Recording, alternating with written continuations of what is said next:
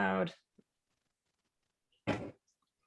right, looks like we are started. So welcome everybody to the last day of our back to school professional development hosted by Monterey Bay CUE. I'm Paul Dietrich and fortunate enough to be vice president of the MBCUE board.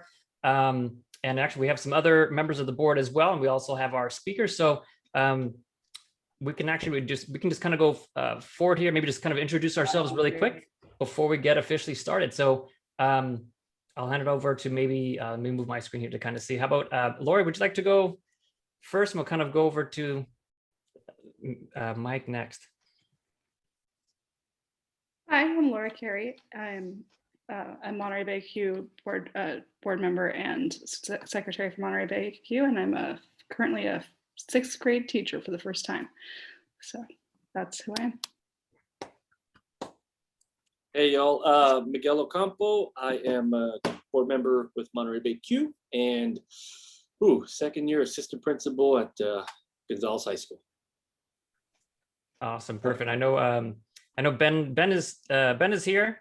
Our president for a long time, was now our co-chair for events.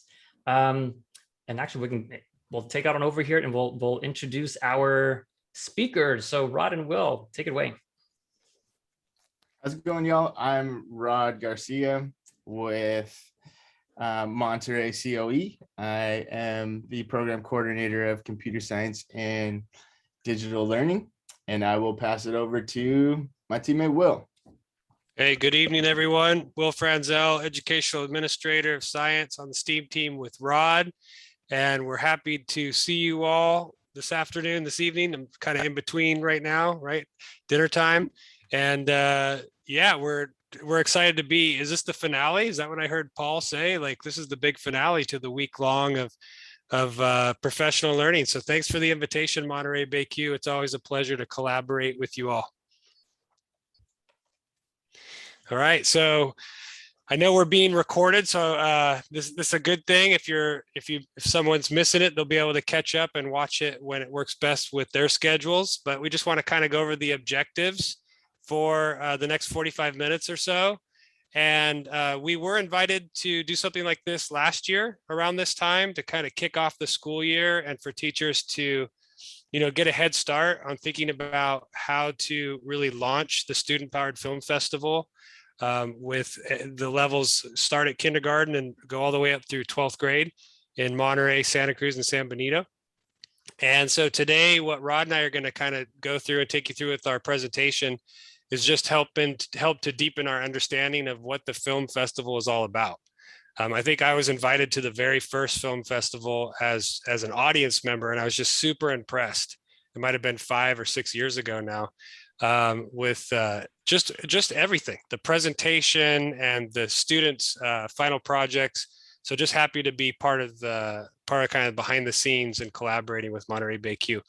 We're also going to explore in the next hour or so the connections between, all our standards, all our frameworks, and really kind of taking a project-based learning approach.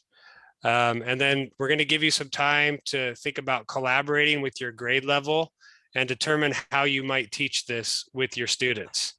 So if you don't get a chance to do that, this evening, maybe your grade level teammates aren't on the call right now. Think about how you could take that back and maybe start planning before the school year starts and you go live with students, or maybe bring it up as on the agenda for one of your next grade level team meetings. Okay, so to get us started, as we are thinking about this Student Powered Film Festival, we are going to do a quick survey or create a little word bubble using an application called Mentimeter, if you haven't used it. And what I would like you to do is go ahead and go to menti.com and then input the code 85440775. And I just want to point out that it's menti.com. Sometimes people who have gone to mentimeter.com will try and go back to mentimeter.com, and that will take you to their online interface. But we want to go to menti.com.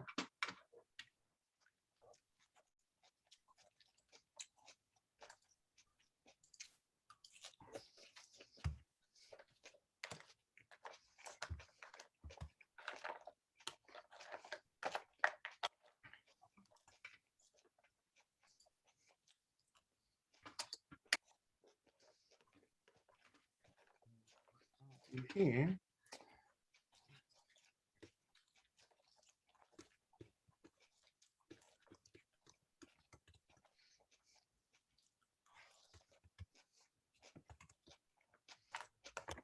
And I'll go ahead and show the Menti right now.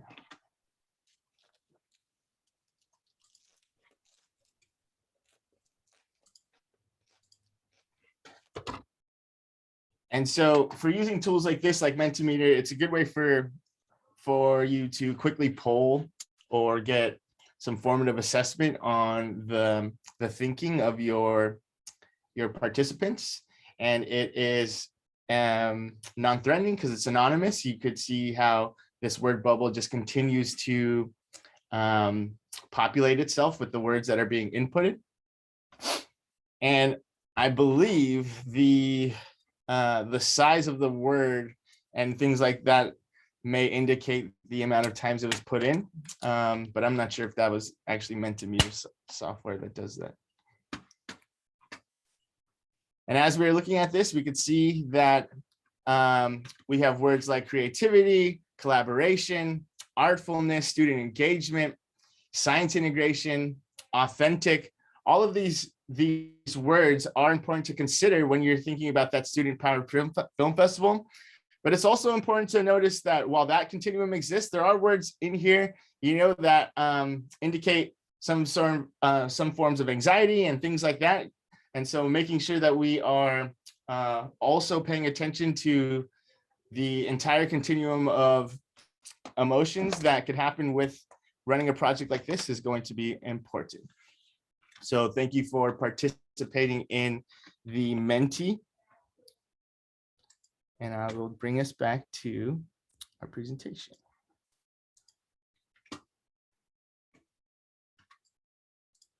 Okay. Are you guys looking at the slide types of films? Perfect. Yes. So for the Student Powered Film Festival, we'll be able to see some examples of previous entries that were done across the K through 12 continuum.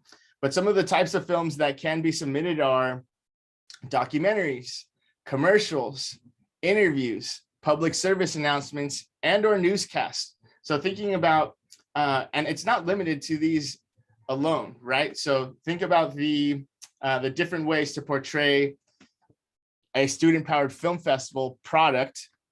These are some of the ways that you can execute.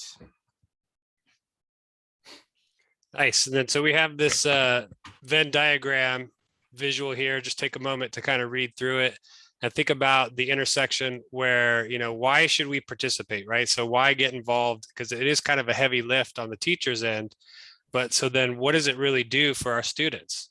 And then as far as the teacher is concerned and planning out the support throughout the year, what are they responsible for to help really kind of clear the path so the students can explore what they're passionate about, right? So you can see in the middle, that's kind of the sweet spot of, how this fits into your daily lessons, maybe where it fits into your adopted curriculum, and how it really does support the standards that we're responsible for teaching. Not only science standards, right, but also computer science standards, the environmental literacy standards that are part of Eld Code. It supports socio-emotional learning, right? So there's so many benefits to getting involved with the Student Powered Film Festival and thinking about, again, what our students are really passionate about, like solving problems that are local to their communities.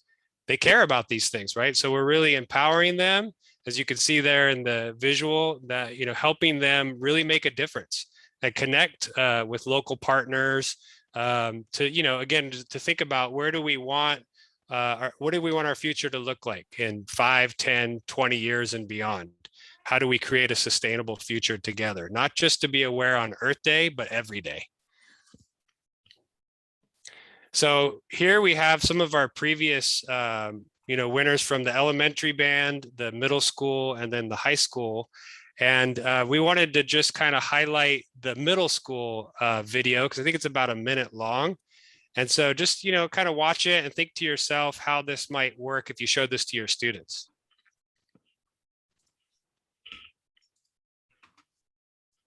Energy is power of our everyday lives. Let me restart that. Energy is power of our everyday lives. Everywhere we look, we're constantly surrounded by it. Our phones, computers, clocks, lights, cars all rely on energy. We use energy in a faster rate than it can be produced. It is said that Americans waste over $130 billion on wasted energy. Energy has a big effect on us humans, and wasting it doesn't help it at all. Saving energy helps us keep resources in the world last longer. Conserving energy also avoids pollution.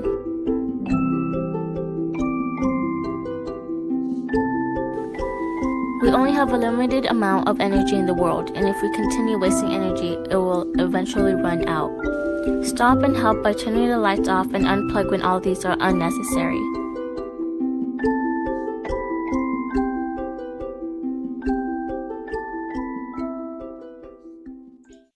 Nice. So you can see that was for the middle school 6th through 8th grade band.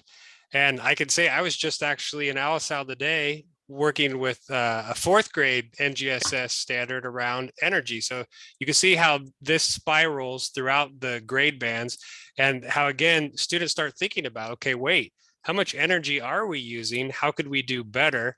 And how could we bring others with us? And that kind of is one of the big ideas of the Student Powered Film Festival, is to really open our eyes to the world around us, make sense of it, and then to encourage others to try to leave it better than how we found it.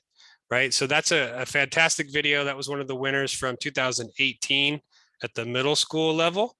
And I think if we go to the next slide, yeah, I'm going to read this quote to you. And what I'm going to ask you to do is really just take a moment to process and think about what it means to you. So if you have, a piece of paper and a pen handy, or if you want to open up a quick Google Doc, just think about what words really resonate with you, right?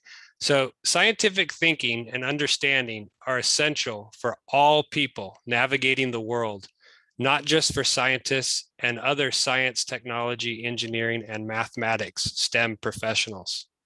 So think about what that means to you, that quote. Feel free to read it again. And then if you're in the session with us right now, we have about 10 people. Just open up the chat. And what does that mean to you? What is your takeaway from that quote? And this is a recent article that we'll make sure we share with you all about a call to action for science education, why it's more important than ever, scientific literacy. So put in the chat and let's see what you have to say. What do you take away from that quote?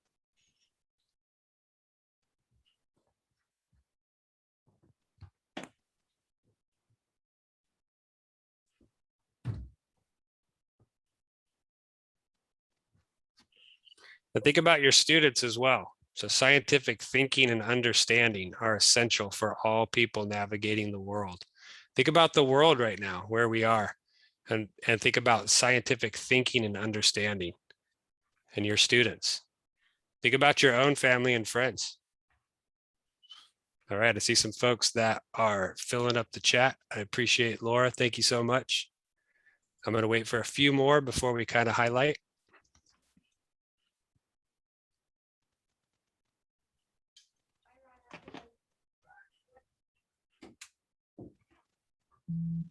I see some more. Thank you. Pop it in the chat here. Okay, here we go.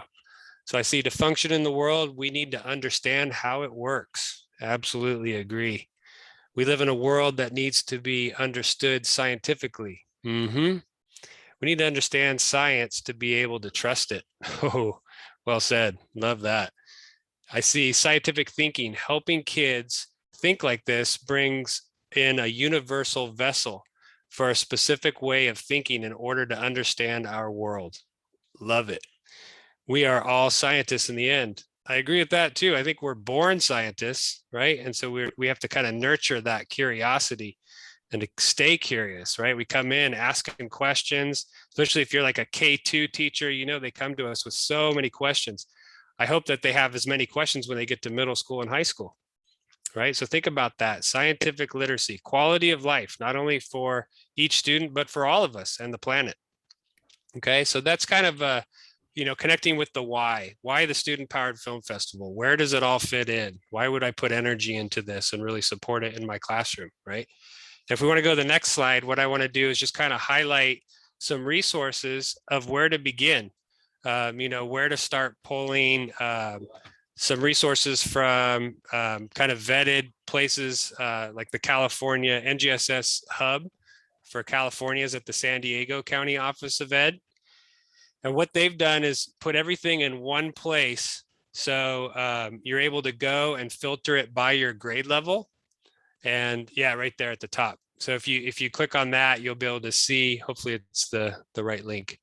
You'll be able to filter it by your grade level and see kind of what you're responsible for teaching in your classroom. So for instance, Rod, if you want to go over to the search on the side where it says California NGSS course models, and let's click on that and then move it down to elementary. And then I'm going to go where I was earlier today, 4th grade. And I'll just kind of highlight 4th grade, which is connected to the video that we just watched from middle school. Let's go to the framework description. Yeah. And so that's a lot of clicks. So good thing we're recording. If you scroll down a little bit past car crashes, you're going to see where it says renewable energy. So just focus on that for a moment. Think about 4th grade. If you teach 4th grade, how this can help guide you. Students investigate different devices that convert energy from one form to another and then design their own device. How could they film that and put it into their own film to show others, to communicate kind of that scientific thinking and engineering as well? And then they also obtain information about how we convert natural resources into usable energy and the environmental impacts of doing so. So like solar, wind, right? I noticed today when I was at MLK, we had solar panels outside the classroom window.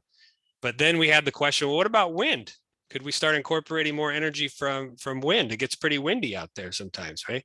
So that's ultimately where we want to guide our students, to start asking those kind of questions around energy and how does that affect the planet? And that's connected to middle school and high school as well, around environmental literacy. And the other resource I wanted to highlight, if we go back to the slides, and thanks Rod for navigating all these different things we're doing, is that one there. So this is the EPs and Cs, the environmental principles and concepts. And this is going to justify if you have, let's say, an administrator who says, okay, I see you're working on this student powered film festival in your class. Which standards are you covering? If you show them this document, this is part of Ed Code. So this is what we're ultimately all responsible for teaching in our K-12 schools. And you can see as you go through this, you could kind of choose which ones you want to highlight with your students, right? As far as like maybe if you're launching the Student Powered Film Festival, introducing the EPs and Cs to them in kind of bite-sized chunks.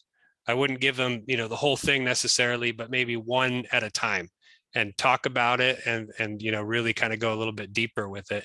And by the end of the, trimester, maybe you've introduced the whole document to them. So those are just some resources that are kind of great places to start.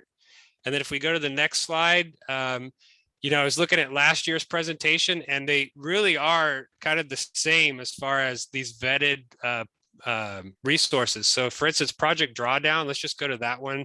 And if you could click on that, Rod, I just want to highlight that for a moment. This is a global project that basically kind of ranks different places to put our energy that will have the most impact. So if we all kind of work on these solutions together, it'll have the most impact. And it's also grade level appropriate. So you can kind of filter it by your grade level, and you could also ask your students, like maybe you do a Google form survey and ask what are they interested in, give them a menu to choose from. And then as a class, you can kind of dive deep into some of these topics. So we wanted to show you Project Drawdown because this is aligned to the science standards and to the environmental principles and concepts. And there's also solutions. So let's say a student wanted to offer a solution that they wanted to put onto their film, they could reference Project Drawdown as one of their resources where they started to get the first kind of spark the idea. Okay, so that's, you can see they rank things as far as like, where do we live in the planet and where do we really need to start putting our energy? And I would say, what if we thought about it with our lens of living in California on the Central Coast? I saw last year there were some films around wildfires. That's something definitely we're still concerned about. So we know our students are concerned about it as well.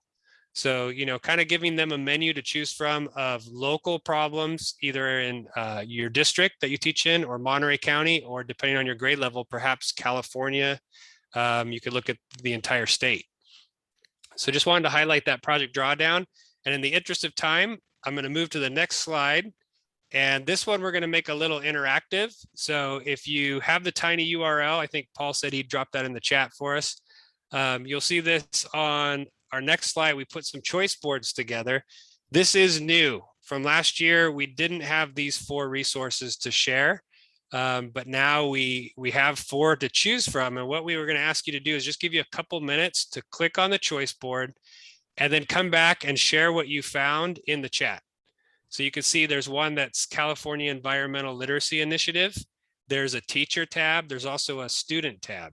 There's a family tab to click on. So, go where you want to go, explore on your own for the next couple minutes. Maybe you want to check out 10 Strands or the Green Ribbon Schools or Green Schoolyards America. These are all really great resources that if we introduce them to our students at the beginning of the year, you could see how they respond and then keep going deeper, throughout the weeks into the months. So I'm going to give you a couple minutes. I'm going to set a timer and then just fill up the chat while you are exploring that little choice board about what are you discovering? What's kind of an aha, like something like, oh, I didn't know about this and I could use this with my students, and give us a reason why or a how are you going to use it?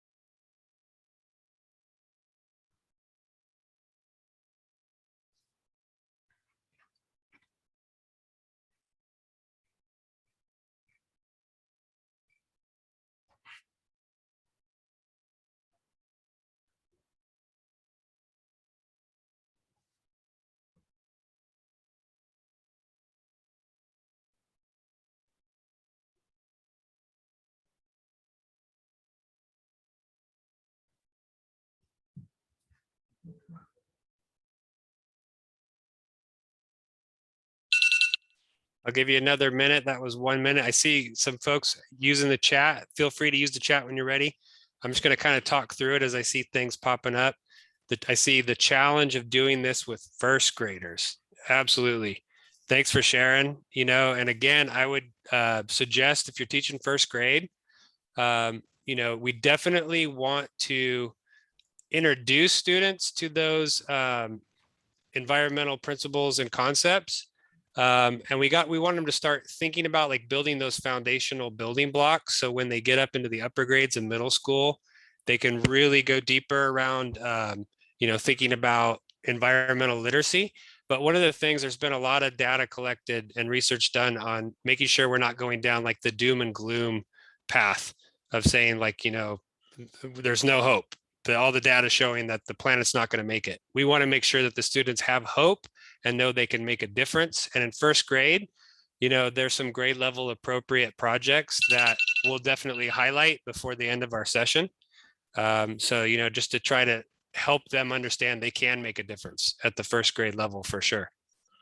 And that might just start, with their own classroom or at home with their family and friends, right? At their school, maybe it spreads into their school, first grade project. So, and then I see some other things in the chat as far as we should come up with a forum of sorts, maybe a specific Facebook group so that previous and current participants can ask questions. I love that, like a panel. We've had some great entries from elementary.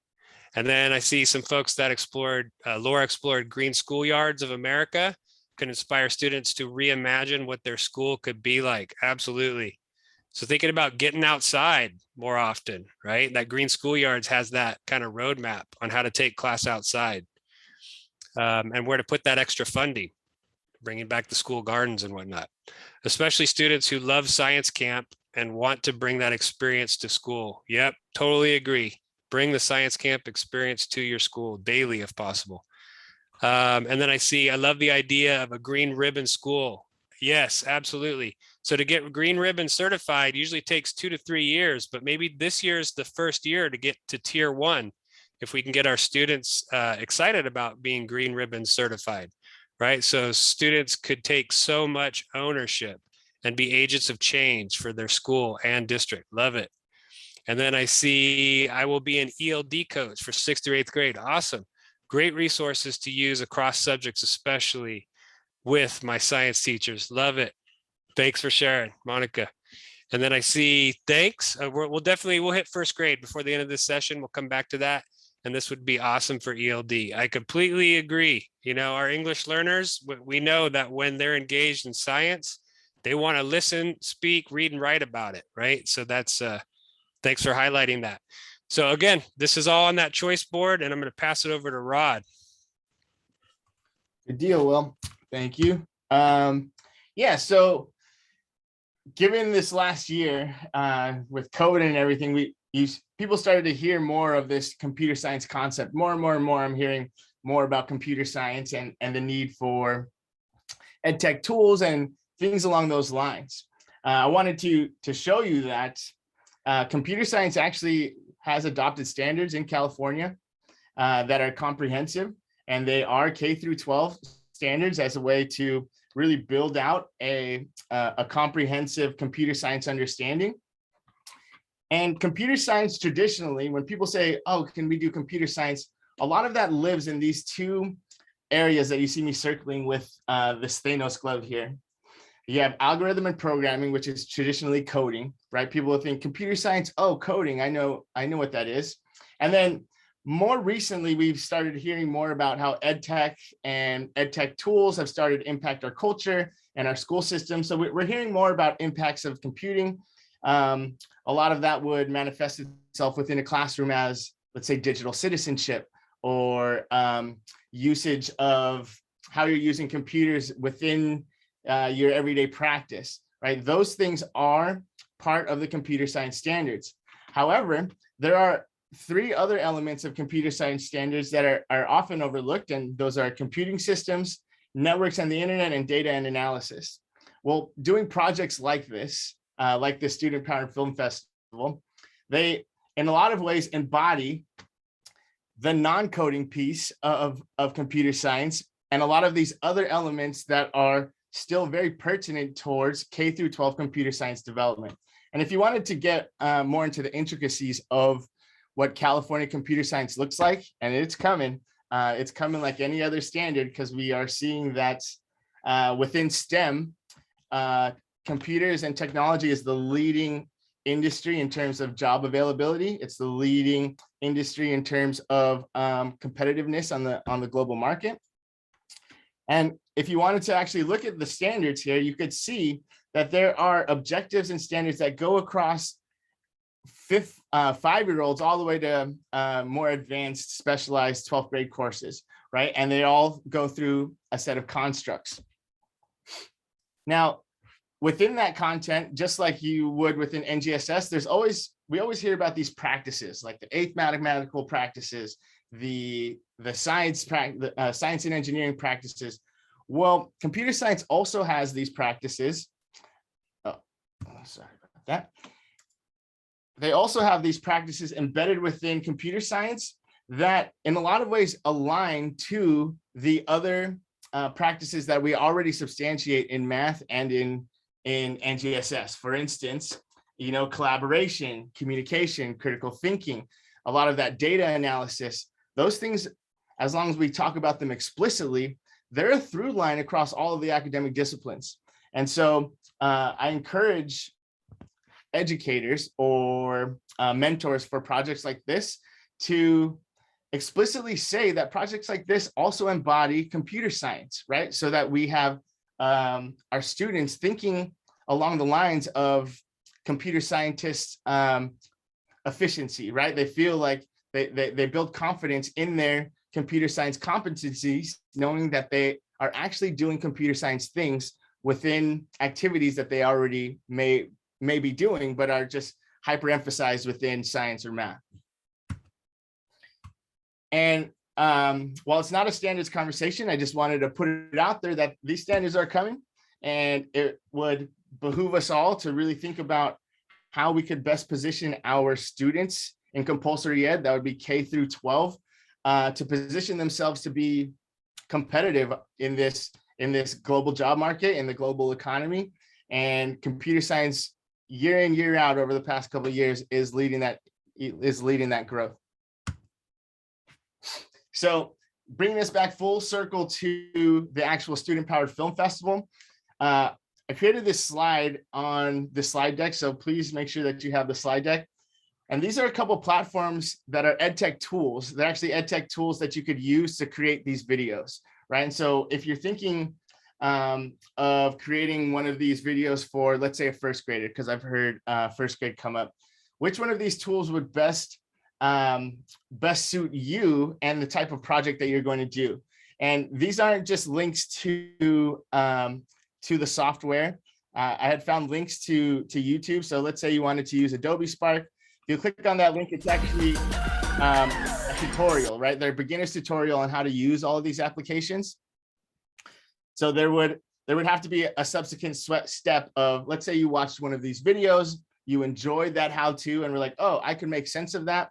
You would still have to type that into your Chrome browser and get that software. Yeah, and if you have any problems with that, just reach out to anyone from CUE or myself, and we could help you. We could help you find the links to get these softwares, because all of these links here are actually just video links to tutorials on how to use them. And I would encourage you to browse through the ones that best suit you. Any questions so far on these applications or the computer science elements of this? I actually don't have the chat up. Okay. I see it in the chat. There was a couple things here. Rod, do you want me to read them out? Sure. Okay. So I see my students love using Adobe Spark. So easy to create a great looking video, and it has Google Slides feel. Mm-hmm. And Awesome. then I also see, thanks for the applications. This is useful. Right on. And there's one more here. My daughter drew her film in Doceri and added sound in iMovie. Nice. Yeah, Very cool. And you can definitely combine a multitude of educational technology tools that'll make your video more efficient or make it pop or be more dynamic if you were going to layer in softwares to that as well. And so I encourage you to do that. And I encourage you to, as you're creating these videos, talk specifically about the processes that you're going through, because that really does help the sequencing mentality that is very prevalent in computer science. So really talk about the modularity of what you're doing when you're creating these videos.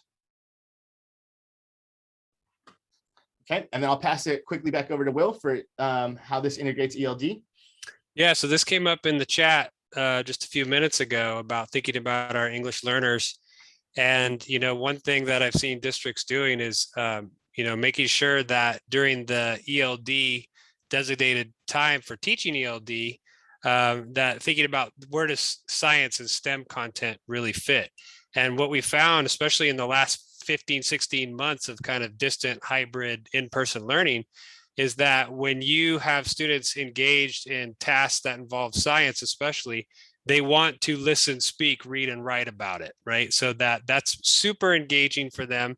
And I think all students in general, but I can speak from experience, not only with work in ALISAL that we did with students integrating what we called science as a lever for language and literacy with our language and literacy coordinator, Edie Porter, but also we did a STEAM club last year at Baranda Meadows with sixth grade.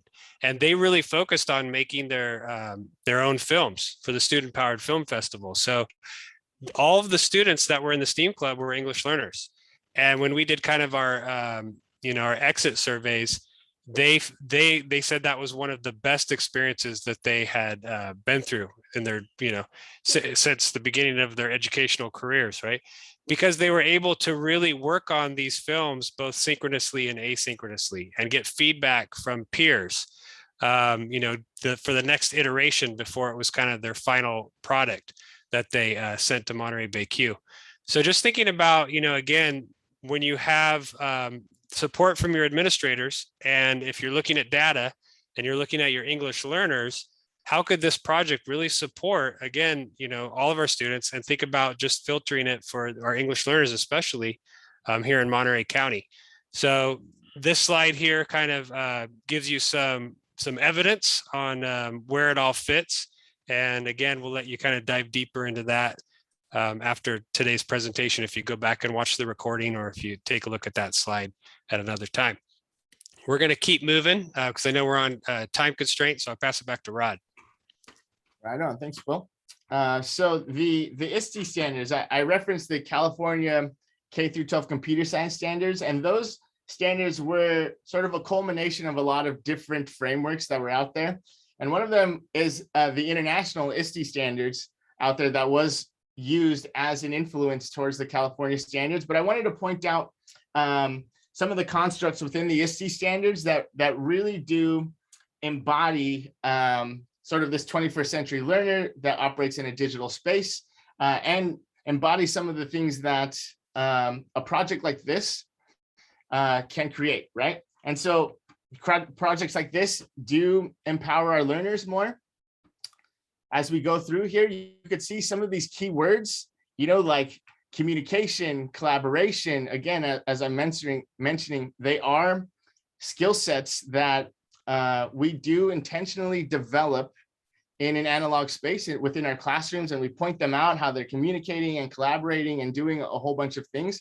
And I'm going to continue to iterate that it's important that we intentionally call those things out when we are doing them in digital spaces as well. Call out those skill sets that they have been developing, and so that they see that there's a transience across all of these content areas, and that STEM isn't something that lives really in isolation, right? It's an acronym as one word for a reason. It's STEM because it's supposed to be a blend of them all, right? And so when you do these experiential projects, they really do blend the content areas of all of those disciplines within STEM. Now, to go back to the functionality of this project itself, here are some potential steps for implementation for you as students and or leaders of projects like this. If you are working with your students, you really want them to take in consideration the environmental layers of this, and then see if they can identify problems, right? Like what problems are really bothering them, right? If you create the space where it's really empathic in nature, where you're really asking them what's bothering you as a student, it really does drive these subsequent pieces of this film, right? The research, the thinking of potential solutions, how do you bring this together, and then how do you want to show it? When our students have agency of identifying that problem, you'll see the products that we were able to example early on, right? And for my first grade teacher, I would encourage you to go back into the slide deck and view that lower primary video that was created for this competition or for this event as well, because it might give you insights into how to approach it with that first grader. And then if you are the teacher, just as important as it is to create the space for your students, it would be important for you to structure some sort of routines or normalcy for this project within your teacher space, right? Like, so are you checking in with them? Are you ensuring that there's progress on their research? Are you continuing to have these sort of conversations around them? Because the Student Powered Film Festival could come up quick. And I think the MBCUE members could speak to how that could happen very, very quickly, especially in the event that you are going to be doing this as a supplement to your classroom in some capacity, right?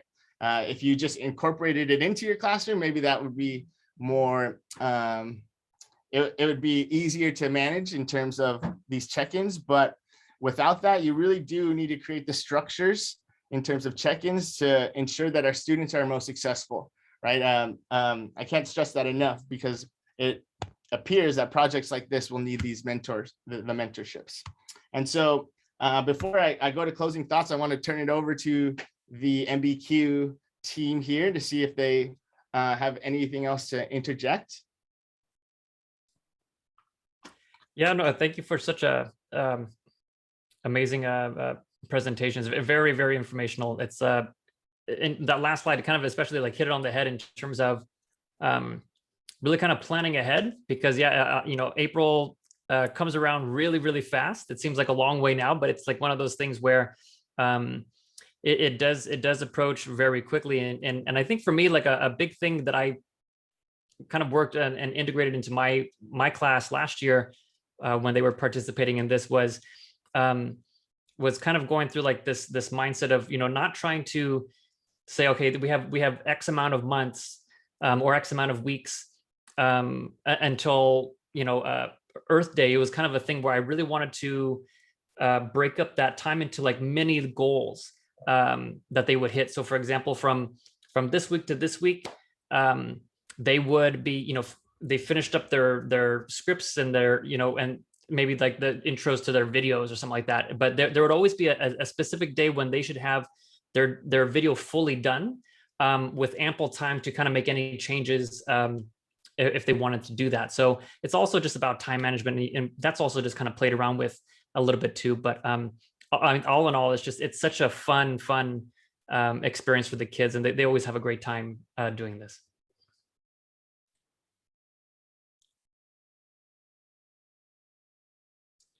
Let's see. Well, I guess if well, I'll put out there just one last time. If anyone has any, maybe wants to kind of share out from maybe previous experiences, or if anyone has any questions, feel free to go ahead and ask now or add now. I'd like to nominate Moni to talk about writing and how she integrates writing into the process.